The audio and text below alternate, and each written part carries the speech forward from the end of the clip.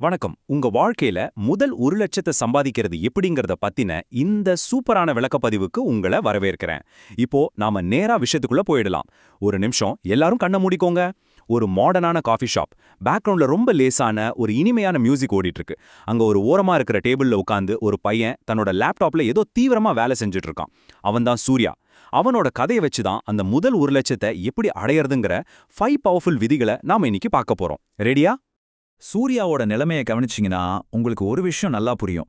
அவனுக்கு 23 வயசாகுது, ஒரு டிசைனரா இருக்கான். ஆனா அவனோட கண்கள்ல ஒரு கடுமையான சோர்வும் வாழ்க்கையை பத்தின பெரிய குழப்பமும் தான் மிஞ்சுது. சுத்தி காலியான காஃபி கப்பலா கிடக்கு. ஒரு நாளைக்கு 14 மணி நேரம் மாடா உழைக்கிறான். ஆனா அவனோட வருமானம் என்னவோ மாசம் 30,000 தாண்டி ஒரு பைசா கூட நகரல. நீங்க என்னைக்காவது சூர்யா மாதிரி இப்படி ஒரு முட்டுச்சந்திரன் நிக்கிறதா ஃபீல் பண்ணிருக்கீங்களா? என்னடா அது, ஏன் 1,00,000 சம்பாதிக்கிறது இவ்ளோ கஷ்டமா அப்படின்னு சூர்யா தனக்கு தானே ரொம்ப விரக்தியா கேட்டுக்கிறான். உழைப்புல எந்த குறையும் இல்ல, அப்புறம் ஏன் அவனால வளர முடியல? அந்த நேரத்துல தான் சூர்யாவுக்கு எதிரே விக்ரம் வந்து உட்கார்றான். விக்ரமுக்கு 28 வயசு. பார்க்கறதுக்கே ரொம்ப நேர்த்தியான உடை, ஒரு சக்சஸ்ஃபுல்லான தொழில் முனைவோர் அப்படிங்கிற மிடுக்கு அவன்கிட்ட இருக்கு. சிரிச்சபடியே ஒரு காஃபியை ஆர்டர் செஞ்சுட்டு சூர்யாவை பார்த்து விக்ரம் ரொம்ப உறுதியா சொல்றான். கஷ்டம் இல்ல சூர்யா, நீ தப்பான ரூட்ல போயிட்டு இருக்க. நீ உழைக்கிற, ஆனா ஸ்மார்ட்டா யோசிக்கல. உன் முதல் 1,00,000 சம்பாதிக்க நான் 5 பவர்ஃபுல்லான விதிகளை சொல்றேன், கேடு. இதை கேட்ட உடனே சூர்யா ரொம்ப ஆர்வமா லேப்டாப்பை மூடி வச்சுட்டு நிமிர்ந்து உட்கார்றான். விக்ரம் சொல்ல போக அந்த 5 விதிகள் என்னென்னு நாமளும் கேட்போமா? விக்ரம் ஆரம்பிக்கிறான். முதல் விதி, ஒவ்வொரு பிரச்சனைக்கு பின்னாடியும் ஒரு பிசினஸ் ஒளிஞ்சிருக்கு. அதாவது இங்க நீங்க கவனிக்க வேண்டிய முக்கியமான விஷயம் என்னன்னா, நீங்க புதுசா எந்த ஒரு பெரிய விஷயத்தையும் கண்டுபிடிக்கவே வேண்டாம். ஏற்கனவே இருக்கிற ஒரு தீர்வை எப்படி இன்னும் பெட்டரா கொடுக்கலான்னு யோசிச்சாலே போதும். ஒரு கஸ்டமரோட வலிய, அதாவது அவங்களோட பெயின் பாயிண்ட்டை கண்டுபிடிச்சிட்டீங்கன்னா அங்க நிச்சயமா ஒரு பிசினஸ் இருக்கு. உதாரணத்துக்கு 2006ல வாட்ஸ்அப் வரதுக்கு முன்னாடி மெசேஜ் அனுப்ப வழியே இல்லையா என்ன? இருந்துச்சுல்ல. ஆனா அதுல இருந்த கஷ்டங்களை, அந்த பெயின் பாயிண்ட்டை கரெக்டா புரிஞ்சுக்கிட்டு ஒரு பெட்டரான தீர்வை கொடுத்தது தான் வாட்ஸ்அப்போட மாபெரும் வெற்றி. இதை கேட்டதும் சூர்யாவுக்கு ஒரு சந்தேகம் வருது. ஆனா பிசினஸ் ஆரம்பிக்க நிறைய முதலீடு வேணுமே, எந்த ப்ராடக்ட்டும் இல்லாம நான் எப்படி விக்கிறது அப்படின்னு கேக்குறான். உங்களுக்கும் இந்த சந்தேகம் இப்ப வந்திருக்கும் இல்லையா? இதுக்கு விக்ரம் ரொம்ப கூலா ஒரு பதில் சொல்றான். அங்கதான் நீ பெரிய தப்பு பண்ற. என்னோட 2வது விதி என்ன தெரியுமா? முதலில் விற்கவும் பிறகு உருவாக்கவும். அதாவது செல் ஃபர்ஸ்ட் பில்ட் லேட்டர். இந்த விஷயம் எதை ரொம்ப அழகா விளக்குதுன்னா, பிசினஸ் ஆரம்பிக்கணும்னு முடிவு பண்ண உடனே நேரா போய் பேங்க்ல லோன் வாங்கக்கூடாது அப்படிங்கிறது தான். விக்ரம் சொல்ற இந்த உதாரணத்தை கவனிங்க. உனக்கு சூப்பரா சமைக்க தெரியும்னு வச்சுப்போம். ஒரு ஹோம்மேட் ஸ்பெஷல் ரெசிபி நீ பிசினஸா பண்ண நினைக்கிற. உடனே பேங்க்ல லோன் வாங்கி பெரிய கடையை திறக்கவே கூடாது.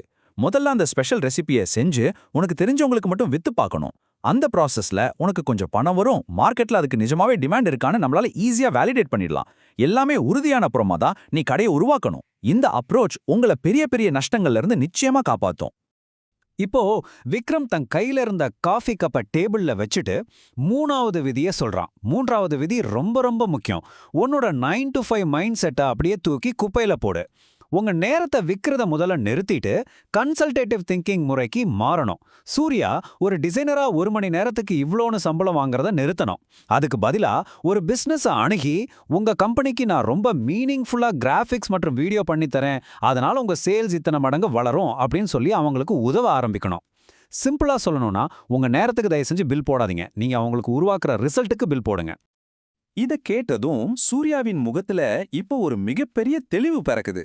அவன் உடனே ஒரு நோட்டு புத்தகத்தை எடுத்து குறிப்பெடுக்க தொடங்குறான். விக்ரம் தன்னோட 4வது விதியை சொல்றான். 4வது விதி, ரிப்பீட் பிசினஸ் மீது கவனம் செலுத்து. ஒரு கஸ்டமரை பிடிச்சா மட்டும் பத்தவே பத்தாது. அவங்களோட கான்டாக்ட் இன்ஃபர்மேஷனை வாங்கி ஒரு தெளிவான டேட்டாபேஸை நீங்க உருவாக்கணும். அவங்களுக்கு திரும்ப திரும்ப தேவைப்படுற ஒரு சேவையை கொடுத்துக்கிட்டே இருக்கணும். அவங்கள உங்க ரெகுலர் கஸ்டமரா மாத்தணும். அப்படி செஞ்சா மட்டும்தான் உங்களுக்கான சேல்ஸ் கன்வர்ஷன் நிரந்தரமா இருக்கும், வருமானமும் எந்த குறையும் இல்லாம வந்துகிட்டே இருக்கும். சூப்பர் அண்ணா, இதெல்லாம் ஓகே.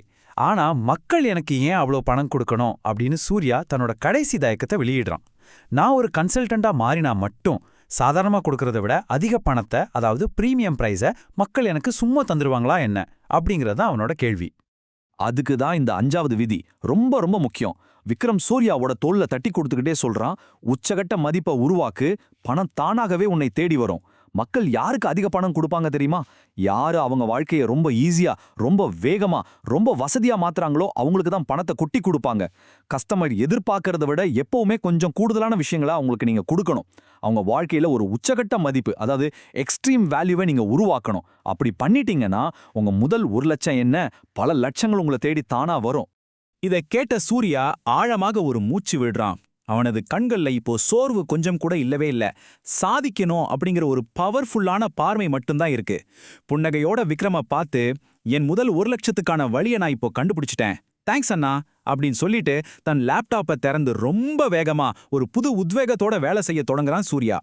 விக்ரம் ரொம்ப பெருமிதத்துடன் புன்னகைக்கிறான். டேபிள்ல இருக்கிற காஃபில இருந்து ஆவி பறக்குது.